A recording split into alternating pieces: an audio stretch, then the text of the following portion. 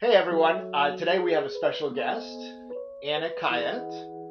She's the founder, although many of you may already know her, as she has played a crucial role in many accounting tech and fintech companies that we all use. But she is the founder of Mastermind. So, welcome, Anna. You came to mind a couple of weeks ago after I had a great podcast, and it's a series with Jeff from A2X. And me personally, I just kind of love geeking out to marketing, especially marketing tech, modernizing GTM, moving away from spray and pray. So that's a big initiative in our company. And I was like, oh, I know another marketing person, Anna, because I met you, I want to say back in 2020, 2021, when you were at Giraffe and then you were at CPA.com. And I remember, although it was a very brief, it seemed like a brief time and it seemed like ages ago, and it was, right? It was right around COVID. I really enjoyed our conversations. And I also remember you reaching out to me when you first sort of made the big jump into building your own firm. So, Anna, I'd love for you to introduce yourself, Mastermind, and a little bit about your background. Yeah, absolutely. Dan, thank you for having me on.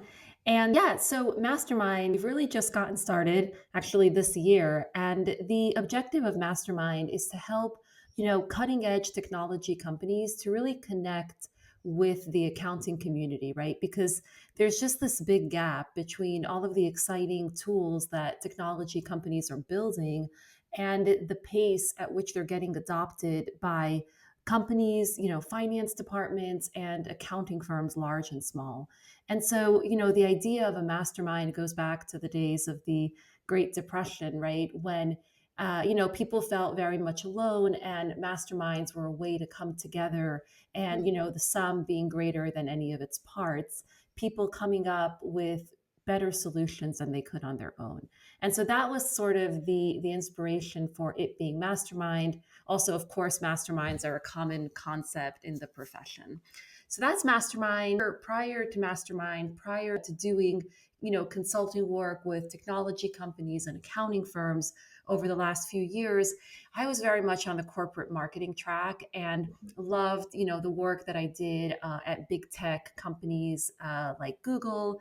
I was at the American Express digital marketing team, and then here in Chicago with Innova, the company that owns On Deck, among many Oh, other companies in its portfolio. So that's me in a nutshell. I feel like, I've been in marketing for a long time and love it and feel like a lot of the principles are really timeless. nice. So today we're going to be talking about marketing being that sort of intersection between account tech, accounting tech, or however we're calling it now, fintech, and the actual accounting partnership, finance, fractional CFO community. How did you land in the world of accounting?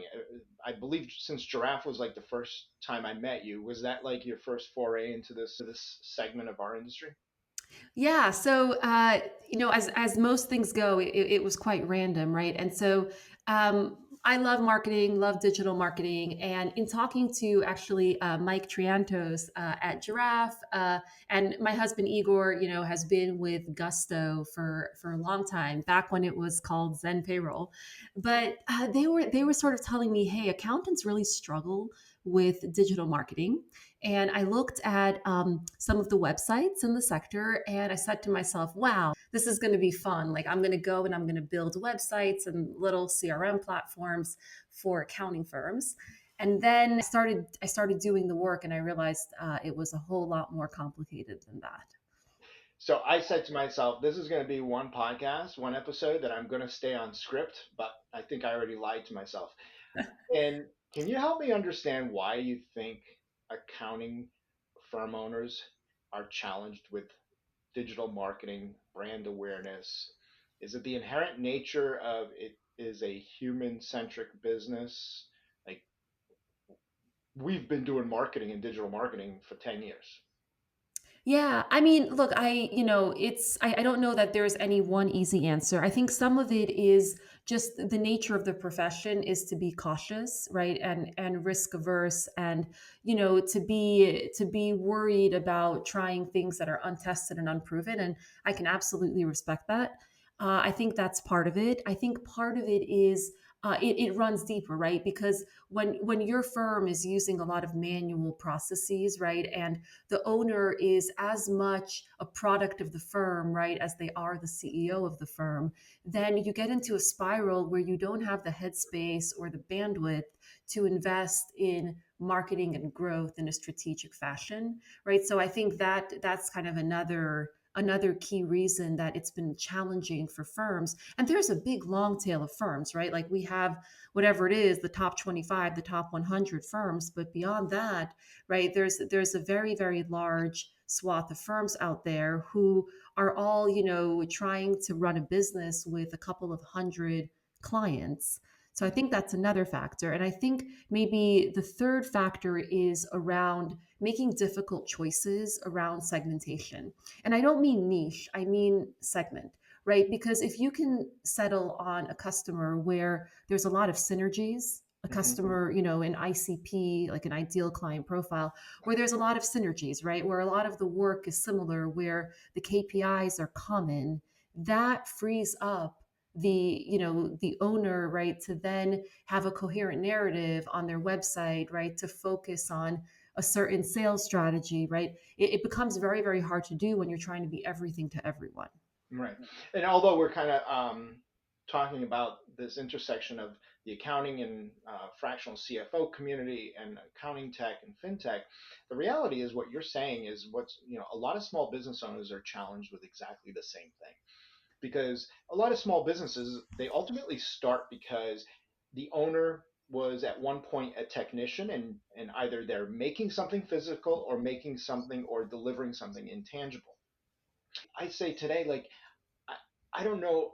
I can't imagine what it's like to start a business today, to put a website. I mean, we've personally, I bought my domain probably in 2014, the summer of 2014. So, we've had a 10 plus year ride where the URL has been active, it has authority. We use tools like SEMrush, right? Um, but if you were to start a business today, like, you're like a nobody on this, like, internet.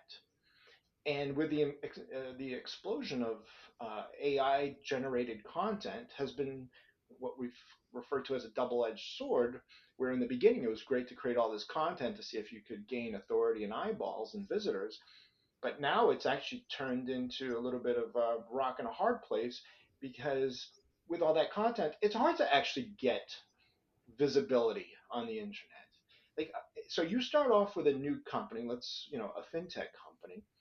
How do you go about elevating their website, their digital property, on in a world where there's billions and billions of terabytes of content out there, and Yeah. Google becoming very, very, like, they're like a filter now. Yeah, and it's hard. I think the challenge with AI, right, because there's so many tools, there's so many platforms available, is to figure out how to leverage it right to make, ourselves and our teams better, right? Not to try and to replace ourselves. And so I would say that for a new company, right, or for a small firm, or for, a Series A fintech, the path to breakthrough awareness, it's actually not grounded in any digital tactic. I think you have to think about like yourself being the new kid on the block, right? Mhm. And there are the popular kids. And so your best bet is to go and find yourself a really popular friend, right? And so what that looks like is a really high profile customer, a customer who's very connected, right? Because you also can't go and like onboard 500 customers at once, at least not very well. And Right. so you've got to find the influencers, the connectors, and align your brand with their brand.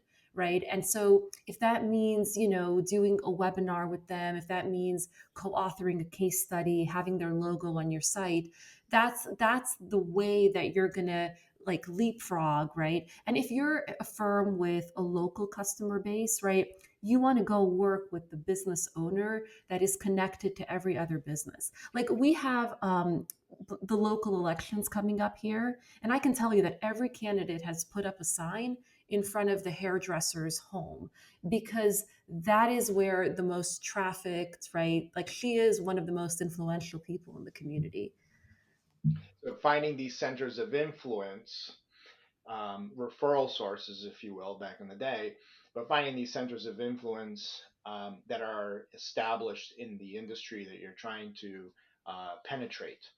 And that, like, and we know a lot of those folks in in our industry, our respective industry, and so that is a successful tactic, right? I do see a lot of Series A reaching out to friends of ours, um, jumping on webinars, speaking engagements. So ultimately, what we're trying to do is create community. Back to back to pre-COVID, where community was important, right? Somehow in those 3 or 4 years after COVID, like, we sort of didn't. I would probably have had a mask on just talking to you via video, right? Today we want to be shaking hands, right? We want to be out there networking. I'll give you like a great example. I just came back from South by Southwest, and a couple of folks were like, "What are you doing out there?" And I said, "Well, it's community. Like we just sponsored and helped host like this event with over 120 startups, and we were able to shake hands and be in front of them, right? And that for us is a great community building event. I'm curious on this theme of community. There's been a lot of talk about platforms like Reddit. What's your take, if any, on leveraging and building community digitally, virtually, on platforms like Reddit and WhatsApp too, right? Yeah, absolutely. And right, and I don't want to be remiss in answering the question right around like the role of AI and digital tools, right, in starting like kind of going from 0 to 1. And so like I think if you're keeping this principle in mind, right, of centers of influence, right, connecting with the connectors, then you can use technology to really amplify that and social media platforms to amplify that, right? And so, that could look like using, I mean, LinkedIn automation, like a platform like HeyReach, right? To say, hey, like I'm working with these high profile customers, like, can we chat? Or I notice we have these common connections, right? And so now you're doing all the right things, but you're just kind of accelerating your success. And even something as basic as like the reviews, right, that customers leave on a Google business profile. Mm-hmm. Okay, like that is the how your Google business profile looks and who the reviews come from and what they say is probably, in my experience, like the number one driver of leads, qualified leads for local accounting firms. It's not like any fancy tactic. It's super simple. Reddit is I mean, specifically to Reddit, like there are Reddit threads that are getting updated by accountants like 500 times a day, right? So Reddit, like I haven't personally seen technology companies have a ton of success with a paid approach to Reddit. But what I have seen is on like a platform like Product Hunt, like can you get an influential customer to just ask about your product, to say something about your product, and then everyone just kind of jumps in organically and responds, right? And now you have a bunch of endorsements, like organic endorsements that you can put on your site, right? That you can really make part of your marketing. Nice. I've actually seen a few of these AI native general ledgers popping up on Product Hunt. I've even seen the CEO of some AI and automation service providers jumping into Reddit, especially with the breaking news of, well, with the old news now, when Bench decided to file bankruptcy or to file, or at least to temporarily close for the weekend. There was a lot of like activity on Reddit. And obviously there's a lot of activity on WhatsApp and on LinkedIn. But LinkedIn is starting to feel a little cluttered at times, and probably a function of the algorithm. And so I'm trying to identify those more organic platforms like Reddit and Product Hunt is a smart idea. I think what I'm hearing from you, and what at least what our thesis is, one thing, if you only lean into one thing, it's just not going to work. Especially if you're a new company, a de novo website, de novo domain, it's not going to work. It's got to be a multi-prong approach, both for your GTM strategy. I love the fact, the LinkedIn automations smart idea. Or being able to, if you have already enough visitors on your website, being able to either do it yourself or bring on a platform like Unify. We love Unify now. They just raised a Series A, and we're actually moving, and well, we actually moved to their platform. Why? Because instead of like sending out cold outbound leads, that deliverability is never that great with some of these platforms. This team has figured out a way to scrape your website for IPs, cross-reference those IPs with companies, and then identify, all using AI agents behind the scenes, identifying who could have actually gone and landed on your website, and then sending out that sequence, right? That series of emails, phone calls, LinkedIn automations, etc. So Yeah. we're geeking out to like modernizing GTM for an accounting firm because, well, one, we don't believe that the pie is growing. We believe the pie is probably, it is what it is. And therefore, we're now seeing more competition even amongst our friends, right? Whereas 5 years ago, you would never bump into anybody. Why? Because the whole industry, all small businesses were moving from on-premise to cloud-based because of the economic shutdown. So now that we actually are competing more for business, we've got to use different tactics, organic feeling tactics, to get in front of our potential future customers. Yeah, I hear you. I think there's a lot. I think part of the challenge, right, is that there's increasingly like blurred lines between the bookkeeping, the accounting, and the CFO advisory, right? Like it used to be like you would go find a bookkeeper in town, right? And now you would bring in a fractional CFO, like when you were, I don't know, a relatively large company with like millions in revenue. But it's all getting very blurred, right? Because I think fractional CFO firms recognize they can't do good work unless the books are good. And so, you have this like, what's the word, collapsing, Mm-hmm. right? Where you've got one sort of outsourced everything, outsourced back office. HR, CFO, FP&A, tax, even operational fractional integrators, right? I totally agree with you, Anna. If we had known each other 11 years ago, I had put this, I remember I was with some of my team in Boston, and I put on a whiteboard because I didn't come from the accounting space. I came from a world where we had everything in house. Big companies, you had financial analysts, you had FP&A, and when I first started the business, I started off as a fractional CFO for venture-backed startups. But if I wanted a bookkeeper, like you said, I would go onto Craigslist, or my customer already had a bookkeeper. If you wanted a tax professional, chances are you were going to your CPA that you normally use for your personal taxes. So everything was very siloed, and not even just siloed, but like under different roofs. And I said to my team, I said, if there's a vision here, it's like, how do we bring this all under one umbrella? Now, 10 years ago, like I never would have in a million years thought I would have a tax division, an HR division, never mind software engineers on the team.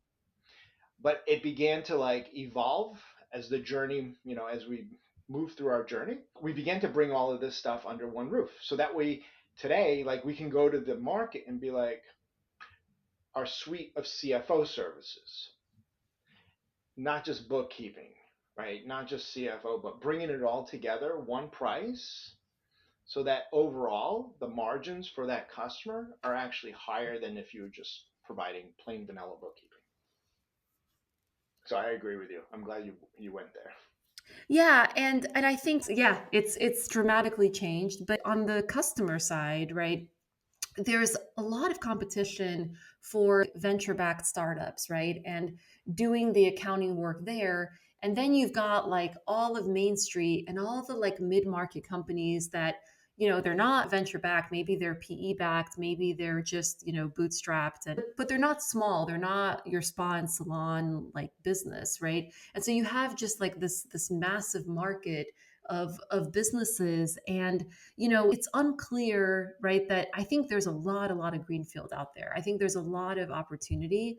It's just that what we haven't figured out is how to profitably serve that mass market, right? So like that's bench to me, like that's free, right? So how do we make it so that, their bookkeeping isn't incredibly time consuming, right? And that there's not so many surprises at tax time, right? And so if we could figure out the technology piece of it, then I think in many ways the marketing is going to be easy. And the Great Resignation has really forced this on accounting firms. Labor costs were up, at least in our business, they easily went up about 30-35% overall. And it wasn't a top heavy, it was really the middle tranche of the labor force that really pushed our margins down because we're not able to pass that level of inflation, if you will, to our customers. That's the first thing. And the second thing, and I'm going to go full circle to what you were saying, the second thing is because of that and the onset, and I believe we're in the third inning. I don't believe like this is a 5, 6 year, 10 year thing. Like we are in the third or fourth inning of what AI automation, AI agents, AI assistants. In other words, we're pretty close to removing the entire human in the loop when it comes to the bookkeeping side. It's within a year away. That is going to have to force firms to either evolve or stay on that race to the bottom. And that evolution is really going to be focused on bringing everything together, realizing that this sort of bottom half of what we provide our customers is really going to be replaced with AI, and doubling down on the advisory, on the CFO, even on the FP&A, providing that like higher level financial management and analysis for these customers, for these businesses. I mean, I'm personally like very excited, and this is going to take us to like the core of our conversation, which is account tech, fintech. It's all the rage now. You must be getting calls all day long for marketing for these firms. There isn't a week that doesn't go by that I'm not getting an email. Hey, can I pick your brain? We're building this or we're building that. I'm curious, like where you see this all going, because my next question to you is going to be like, who's your favorite fintech company right now? Yeah, for sure. So I'm going where is back on script with that. yeah, yeah. So where is this all going, right? Like there's such a like burgeoning ecosystem of accounting tech and fintech. And where it all starts to blur is, well, are they a point solution and are they a platform? Is the platform, kind of focusing in on a certain aspect of itself? Or more likely, do companies start with point solutions, right? And then expand, right? I mean, Gusto started with payroll and then expanded to benefits and then to embedded payroll and then to contractor payments. I mean, that's just one example, but there's so many. Um, right. And so there's all of this exciting fintech that's coming, and the way that it's getting adopted, right, is very dynamic too. So like you have companies where they started with building a strong bench of accountants, right? Like Practice Ignition, where there's like 7,000 accountants who just love Ignition. And then, they start thinking about, well, how do we go broader? How do we go and expand this solution to professional services companies, right? Who also have recurring payments they need to collect. You've got Bill who goes ahead and acquires Divvy, right, and kind of folds it in as their card and spend management platform. And so it's a very dynamic space with the value proposition for companies changing and the adoption patterns changing as well, right? So do they start with accountants? Do they start with small businesses and then sort of accountants being risk averse, kind of being almost forced to adopt the platform? Like I think Rippling's a good example of that, right? It's like startups love them and then accountants sort of have to get to know them. And so That's what's really interesting. And I do think that the way that things are happening right now, accounting firms are kind of getting pushed, right? They're getting pushed to adopt new technology platforms by clients, and they might be missing out on an opportunity to kind of own their destiny and make those choices and those decisions around what is their tech stack and why. How can accountants actually be intentional? Because we've struggled with this too. I just had an interview with a fintech company yesterday, and they said, how involved are you in the decision making of what banks happen to be on the banking side, what banks your customers use or choose? And I said, that's a great question. Like, we've always tried to, at least the stuff that was important to us to get our job done, we have always been intentional about that. QuickBooks, Xero, Melio, Bill.com, QuickBooks Payment, right? HubDoc back in the day was sort of the trifecta, right? HubDoc, General Ledger, Bill Pay. That was important to us, and that was like we would draw the line in the sand.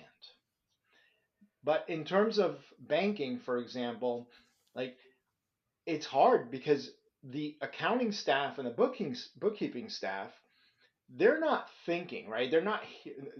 It's not that they don't think; they do. They're great thinkers.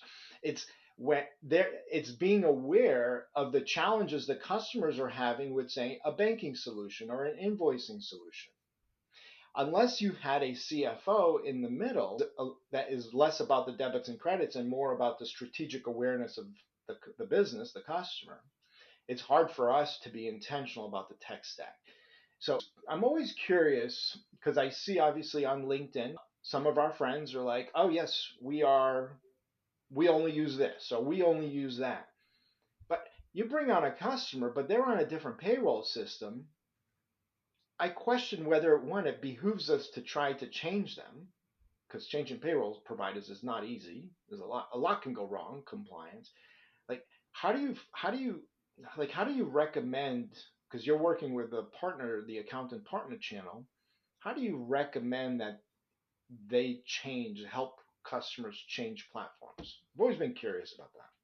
Yeah, I think again, like I don't tend to say that I can tell, successful firms how to run their businesses, but I could tell you, from a marketing perspective, what that I think it comes down to choices and trade-offs, right? So a firm might say, look, like we are a services business and we're probably only going to get so big. And the way that we're going to grow is we're going to hire, so like our margins will only be such and such, and that is a choice. This is that kind of business, and that's the way a lot of accounting firms used to be. I talked to a firm owner in Florida who had very sizable firm, like ran it for 30 years, grew it, right, to like something in the community. Mm-hmm. But that was the firm. It's a service business, right? And then you have some firms, right, who want to be there in the next 100 years. They want to build something that is lasting and like future proof, right? And so then they really do, like Peter Thiel says, like, you want to dominate a very small market. You don't want to go to investors and say, I'm going to capture 1% of, a massive market, because just because the market is big doesn't mean you're going to get at 1%. Like, I know as a marketer how incredibly expensive it can get to try to get awareness in the market, right? Mm-hmm. And so you're much better off being an amazing solution for a very specific segment, whatever that segment is. I mean, even in startups, might be e-commerce businesses. They Right. have very, very different accounting, right, than say a SaaS business.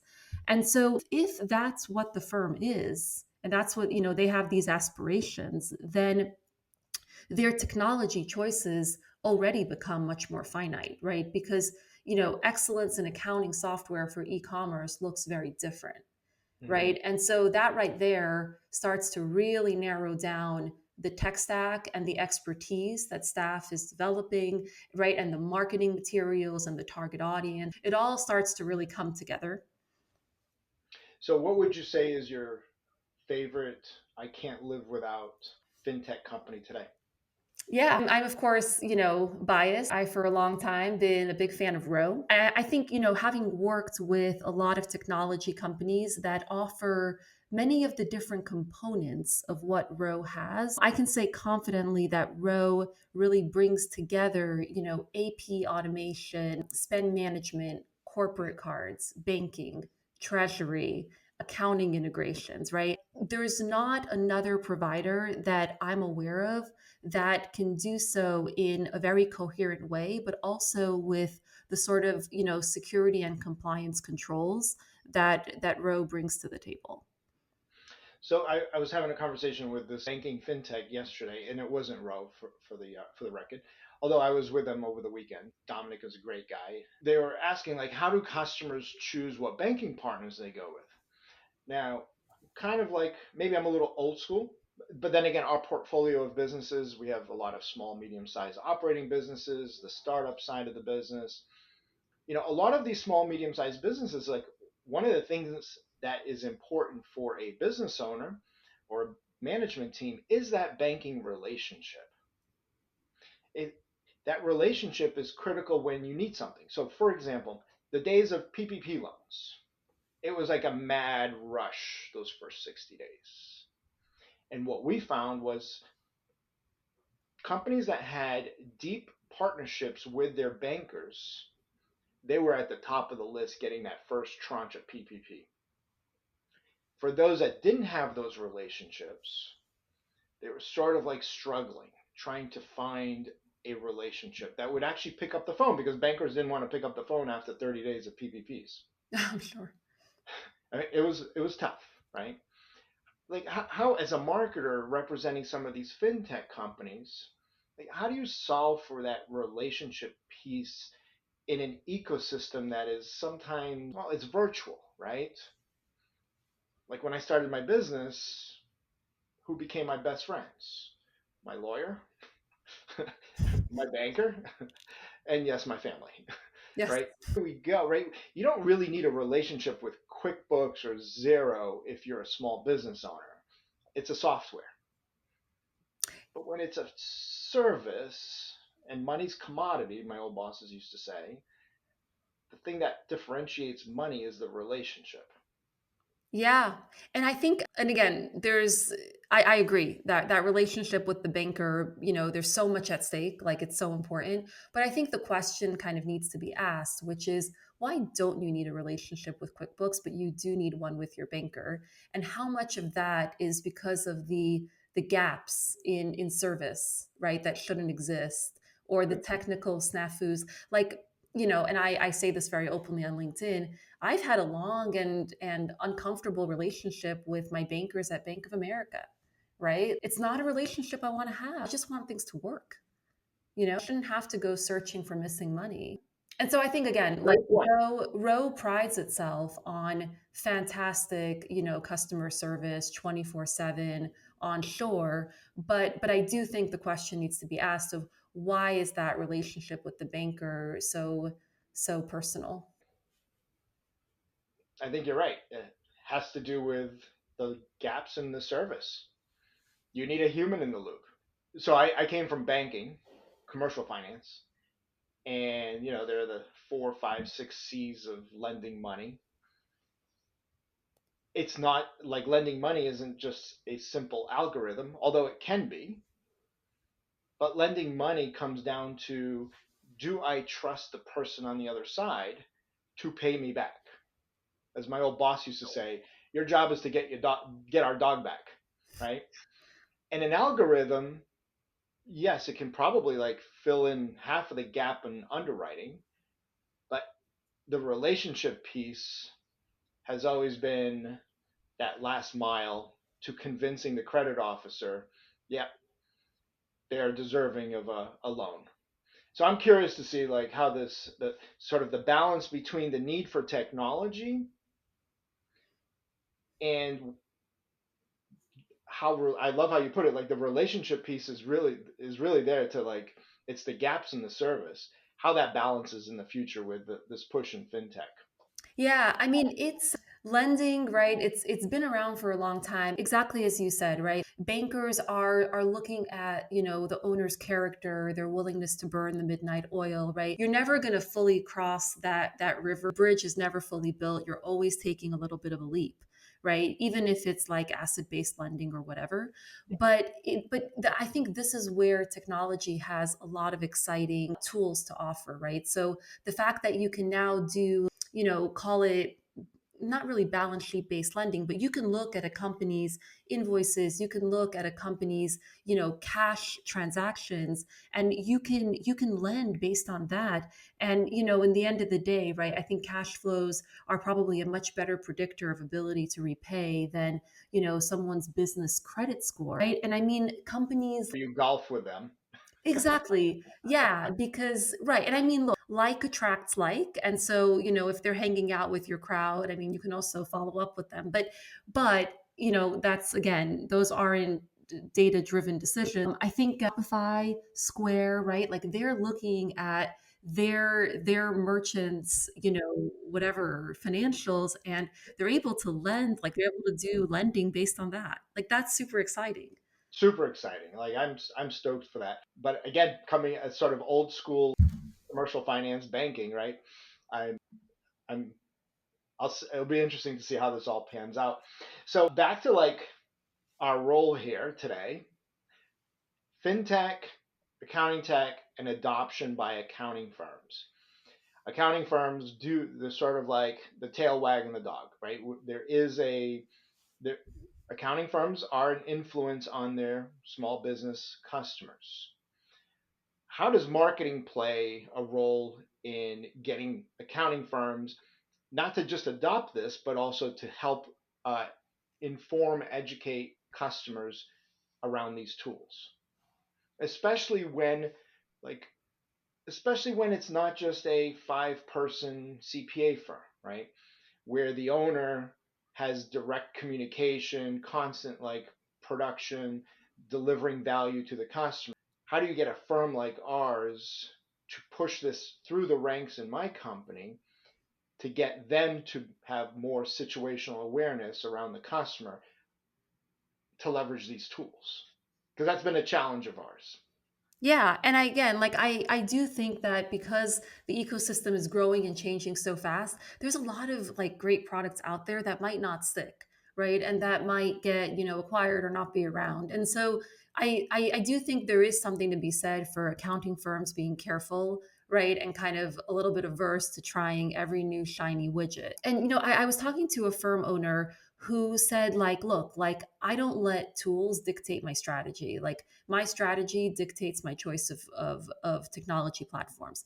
And so what I would say, it's like it's a balance between being aware of what's out there. Like I think it's important to just kind of know a little bit about a lot, right? Like know like in all the categories, right? Like be it, payroll, benefits, anything, practice management, like what's out there, and just have a notional understanding of them. And then when it informs the strategy of the firm, which should be set by the firm owner, then I do think that firms need to first get comfortable with a product, and if possible to use that product internally, right? Mm-hmm. To really, because you're not going to really know it until you use it yourself. When I was at Google, I ran all sorts of great global paid media campaigns, but until it was my funds, right, and my paid media campaigns, you can bet I got into those details in a whole other way.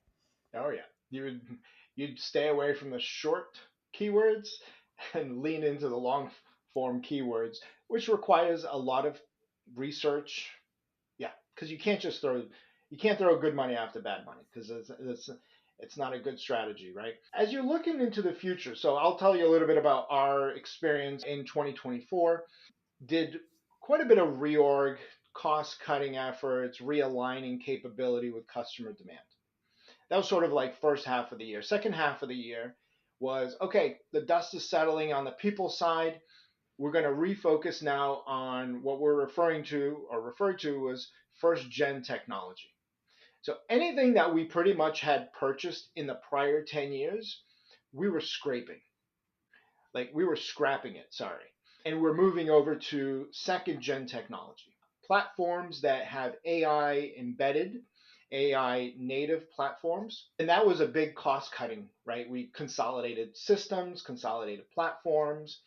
As you know, like over the years, as you're growing and scaling, you end up overspending, overreaching, and you end up bringing on way too many platforms. There was a lot of like silver bullets that we acquired over the years, and we're like, we don't need this anymore. Where do you see accounting firms? Because I agree with you, going on a go forward basis, like the days of taking out your credit card in the middle of a conference and buying an annual subscription, like those are over.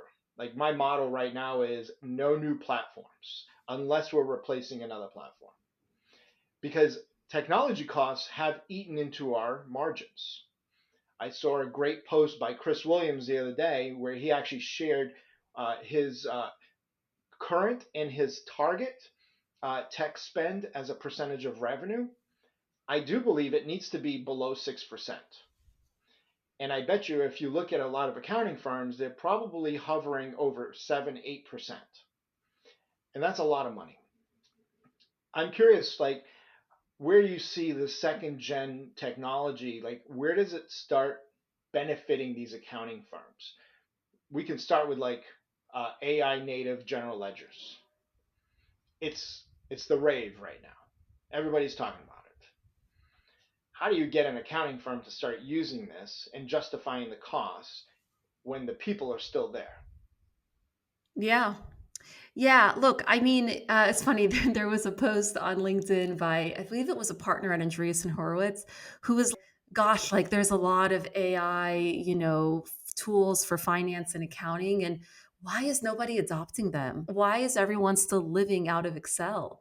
And he got a lot of response, and it kind of boiled down to the fact that like, hey, there's not a lot of margin for error when you're doing accounting and finance work, and like if the whatever LLM hallucinates, like it's okay for the sales bot, but it's not okay for whatever the month end close.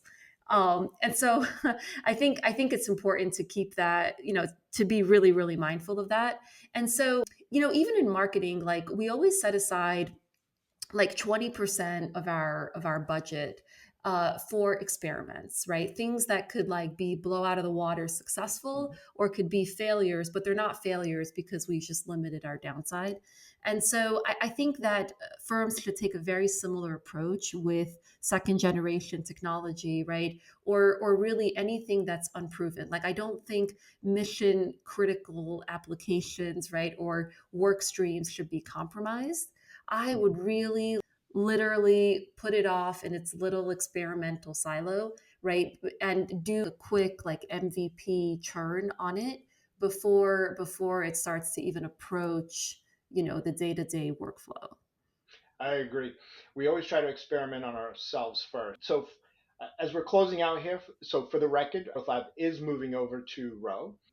I get pinged by Dominic and Nick all the time. When is this happening? I am excited for that. And two, like, how do people reach out to you? Like, what is the website for Mastermind? Are you accepting new applicants? Like, how is that all structured?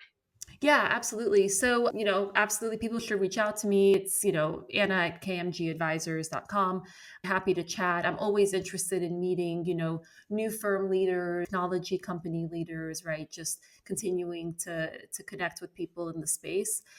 With Mastermind, we're going to introduce people's ability to create a profile on the platform so that if a technology partner wants to talk to them and get their feedback on the product or product roadmap, then that person can make themselves available for these conversations. You can also hear about upcoming webinars and white papers that we're producing. So that's coming really soon. Great. And what's the website again for Mastermind? Sure. It's mastermindhq.co. Okay, cool. Well, Anna, it was a pleasure. I always enjoy these geeking out to marketing and technology. So appreciate the opportunity to spend the hour with you. Absolutely, Dan. Thank you so much for having me. This was really fun. Thank you, Anna.